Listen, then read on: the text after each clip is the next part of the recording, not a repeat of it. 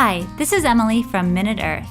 You may have noticed that conservation can be contentious. But no matter how you feel about bees or trees or even fleas, here's one totally practical argument for keeping as many species around as possible.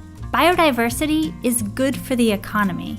For example, in a recent study, which I should mention was co-authored by Minute Earth's own writer and tree ecologist, Peter Reich, scientists looked at tons of forests around the world and found that stands with more tree species grow faster and bigger than those with fewer species. Which makes sense. Trees of a single species all have the same approaches to getting light, nutrients, and water, so they end up competing with each other.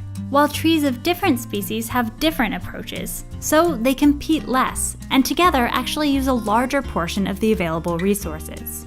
And those gains add up to a lot more green. The world's logged forests produce at least 35% more timber than they would if each stand of trees had only one species, to the tune of at least $200 billion in additional revenue each year. This diversity dividend is at least 20 times more than the total amount of money we currently spend on conservation. And economists are finding these diversity dividends in other places too. On farm fields, for instance, different pollinators go to work at different times, so keeping a diverse set of insects around helps ensure that crops will bear fruit and cash whenever they flower.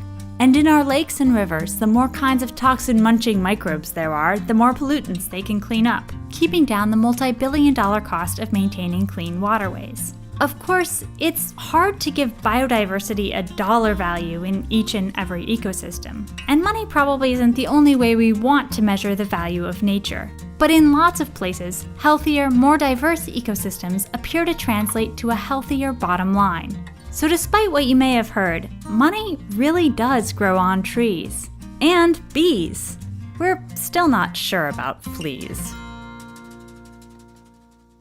This Minute Earth video was sponsored by the University of Minnesota, where students, faculty, and staff across all fields of study are working to solve the grand challenges facing society. This video was informed by the research of University of Minnesota scientists Peter Reich, David Tillman, Forrest Isbell, Sarah Hobby, and Steve Pulaski. The University of Minnesota, driven to discover.